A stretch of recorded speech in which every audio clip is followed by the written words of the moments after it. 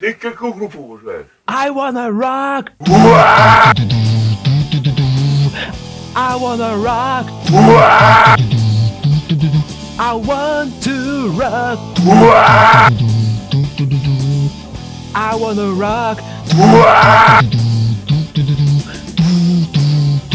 Turn it down to say, but all I got to say что-то там. No, no, no, no, no. Tell me not to play. Well, all I got to... И опять не знаю слова. Я no, no, no, no, no. Хуя, что ли? Хватит орать. Ты что, неадекватный? У меня к тебе один вопрос. Так кто из твоих предков трахнул лошадь? Здорово, народ. Тема во что поиграть на слабом ПК будет актуальна всегда. Потому что игровая индустрия развивается невероятно быстро, а вместе с ней и компьютеры, и стоит все это добро немалых денег. Следовательно, у подавляющего большинства игроков персональный шлакоблок будет слабый, а внутри него максимум GTX, ну, например, короче, какой-нибудь хлеб от Nvidia. А ведь поиграть-то хочется, и поиграть во что-то нормальное, а не в рыготину типа Майнкрафта. В этом я смогу тебе помочь и расскажу про старую хорошую игруху, которую сможет запустить твой компьютер. Знакомься, Will Rock. Игра была выпущена в 2003 году. Ее разработкой занимались русские разработчики из компании Saber Interactive, и она стала дебютной для компании. А финансированием и изданием проекта занялась компания... Вы никогда не угадаете. Даже если вам представят нож к горлу, пистолет к виску, прищепки к соскам и дилдо к жопе, ты ни за что не догадаешься. Компания Ubisoft. Да, раньше умели делать хорошие вещи. Даже делать прыжок веры и захватывать башни не нужно. Жанр игры шутер от первого лица в стиле старого доброго Квейка и серьезного Сэма. В пользу второго гораздо больше. Ведь даже сами разработчики говорили в интервью, что при создании игры они черпали вдохновение у Сэмюэля Стоуна. За что в адрес Will Rock было вылито немало хейта и жесткой критики, мол, это клон крутого Сэма. Это не совсем так. Точнее, не на все 100%.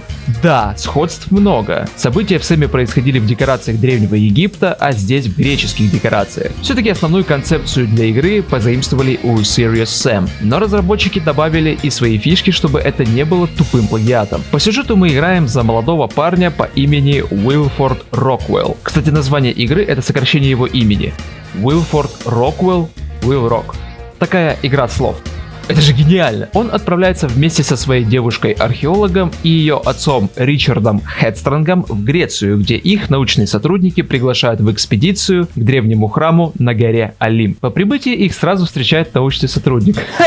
Да, у него на роже прям написано «типичный ученый». По прибытии на место оказывается, что храм заперт, а по легенде в нем запечатаны древние боги Греции. Научная экспедиция только и делает, что режется в карты и глушит пивчик. А разгадкой занимается только Уилл и Ричард. Они находят шифр, который является ключом к храму, но разгадав загадку, они передумали его открывать, так как там сказано, что если открыть храм, то на земле воцарится хаос. Услышав эту новость, ученые снимают с себя маски, и оказывается, что это далеко не ученые, а экстремистская группировка Аро, армия реставрации Олимпа. Террористы и по совместительству оккультисты. Одни из тех людей, которые считают, что раньше в совке при Зевсе было лучше. За вредность давали молоко, хлеб был по 9 копеек, в Черную пятницу Гефест по скидке засовывал тебе раскаленную наковальню в туз, каждый день бесплатные удары молнии в череп от Зевса, Марс выкидывал детей со скалы, как в Спарте. Было кайфово. Им не хватает этих сладких времен, и они хотят воскресить богов. Бандиты берут в заложники Эмму, от чего отец соглашается открыть храм, но естественно после этого ее не отпускают и говорят, что принесут Эмму в жертву Зевсу. Батю такой расклад не устраивает, он включает режим Рэмбо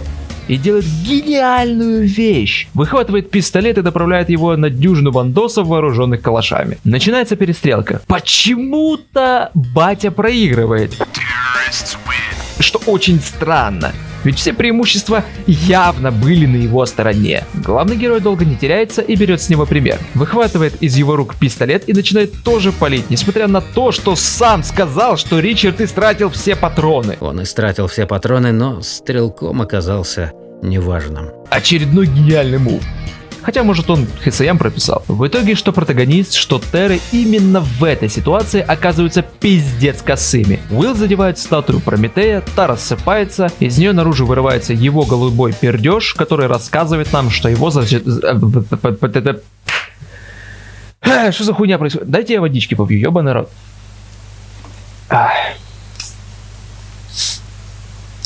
Это я сейчас пердал, подождите, минералку открою. Хорошо.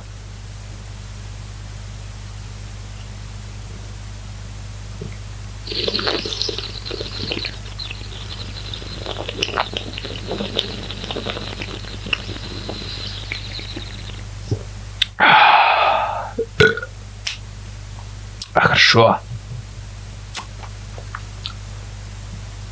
Так о чем это я? Ах да.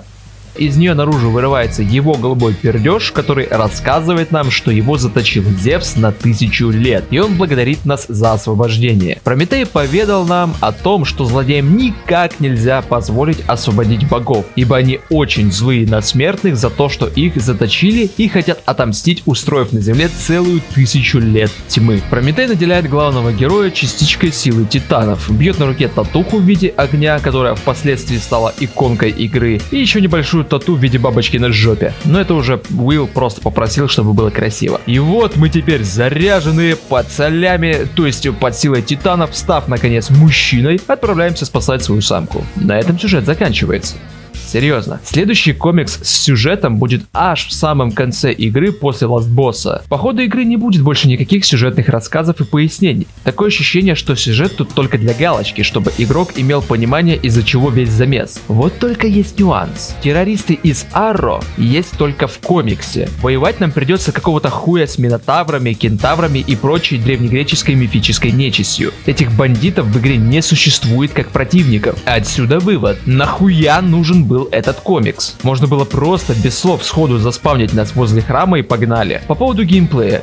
Это типичный коридорный шутер, где каждая глава является некой ареной, на которой нам нужно убить всех противников, попрыгать по платформам над кипящей лавой или кислотой, попрыгать по батутам, обойти различные ловушки, чтобы добраться до нужного рычага, открыть нужные ворота, через которые мы попадем на новый уровень. Арсенал у нас довольно обширный. Первое — это оружие ближнего боя старперская лопата. Некий аналог ножа. В целом логично, мы ведь за археолога играем. Второе и единственное оружие в игре с бесконечными патронами — пистолет. Третье оружие — дробовик. По крайней мере, его так называют. Что это на самом деле, я хз, потому что убойная мощь у него как у дробовика, а дальность стрельбы как у винчестера. Да и выглядит он как винчестер. И перезаряжается как винчестер. В общем, имбовая штука, которую дают в самом начале, и с ней можно пройти абсолютно всю игру целиком. Это мое любимое оружие здесь. Убойная мощь сильная, дистанция большая, причем дробь не разлетается черт знает куда при этом. Можно стрелять далеко и будет ощущение, что стрельнул с винтовки, а не с дробаша. Четвертое оружие — автомат, который примечателен тем, да ничем он не примечателен, обычный автомат, чего от него хотите. Нормально косит большие скопления мелких врагов и почему-то не требует перезарядки. Хотя ладушек сверху есть, но хрен с ним. Пятое оружие — это ракетница, которую Уилл держит какого-то хуя одной рукой как пистолет. Но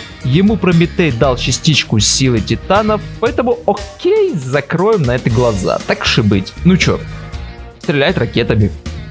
Все. Нормально сносит толпу врагов. Шестое оружие — отец всех стволов. И да, я сейчас про члены — миниган. Если бы его не было в подобной игре, это была бы ошибка разработчиков. Мощная вещь, стирающая все на своем пути. Далее снайперский арбалет с зажигательными болтами, которые поджигают врагов, и те не просто горят, пока не умрут, а в буквальном смысле обугливаются. Они горят до тех пор, пока не рассыпятся в пепел. Такая механика для 2003 года была очень крутой. Также у нас есть кисломет, который стреляет чем? Правильно, спермой. Зеленой спермой циклопов. От попадания ее на кожу противники вздуваются и разлетаются на мясо. А девушки рассказывают, что сперма — это хороший крем для лица. Ну-ну, ему это расскажите. Самое бесполезное оружие в игре — гранаты. Я так и не нашел им достойное применение. Видимо, их добавили просто чтобы были. Гаргона. Стреляет ее пердежом, от вони которого враги превращаются в камень и рассыпаются. И самое сильное оружие в игре — атомная пушка, попадание из которой превращает врагов в серебристую жижу. Шутка про сперму уже была, поэтому извиняйте. Но атомная пушка самая сильная лишь по мнению разработчиков. На самом деле, самое сильное оружие здесь — это саперская лопата. Она шотает почти каждого противника.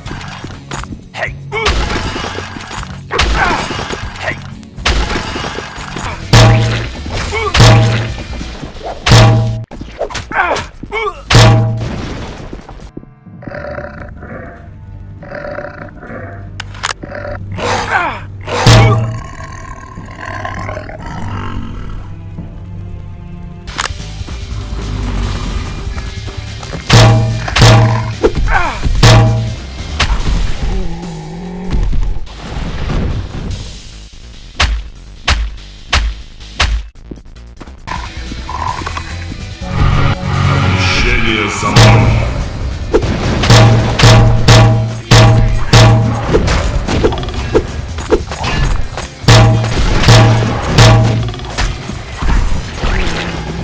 Дайте мне уже кого-нибудь пристрелить.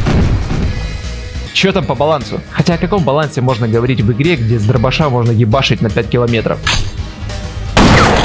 По уровням разбросаны различные пасхалки, что присущи данному жанру, и везде куча золота, которое нам пригодится. За него мы можем покупать на специальных алтарях суперсилу.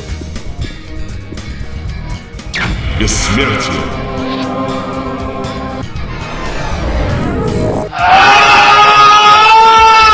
Всего предусмотрено 3 силы титанов: замедление времени, бессмертие и титаническая мощь. Замедление — самая бесполезная залупа из 3 способностей. Оно замедляет и врагов, и вас, так что преимущества от этого скилла главный герой не получает никакого. С бессмертием все понятно, делает ваш туз неуязвимым для проникновения, а титаническая мощь увеличивает дамаг. За раз можно купить лишь по одному экземпляру каждой способности. Благо эти алтари разбросаны по всей игре, так что потратив скилл, его можно будет купить в дальнейшем. Как я уже сказал ранее, все наши противники — это мифические существа Древней Греции. Минотавры, кентавры, гарпии, сатиры, твой дед. Дедуля, это ты? Скелеты римских легионеров, потому что по лору игры тут была битва между греками и римлянами. Циклопы, крысы, даже статуи могут тебе разбить лицо. Блять, я тебя захуярил. Я тебя захуярил. Купидоны... Стоп! Это что? Здесь можно безнаказанно стрелять в детей?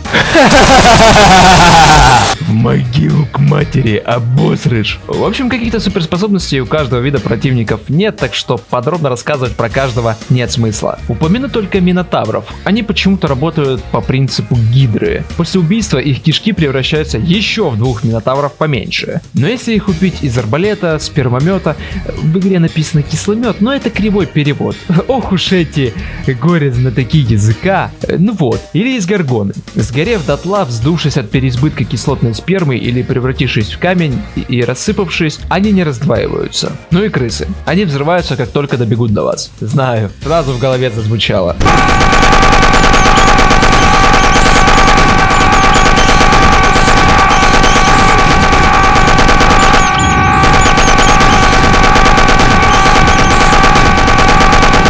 Из минусов можно отметить сюжет, его незавершенность. В самом начале нам подают довольно интересную историю, которая так и не продолжается. По ходу игры лор никак не раскрывается. Начальный комикс — это все, что у нас есть. К тому же он не до конца соответствует действительности. В сюжете есть террористы из Аро, а в игре мы почему-то хуярим детей.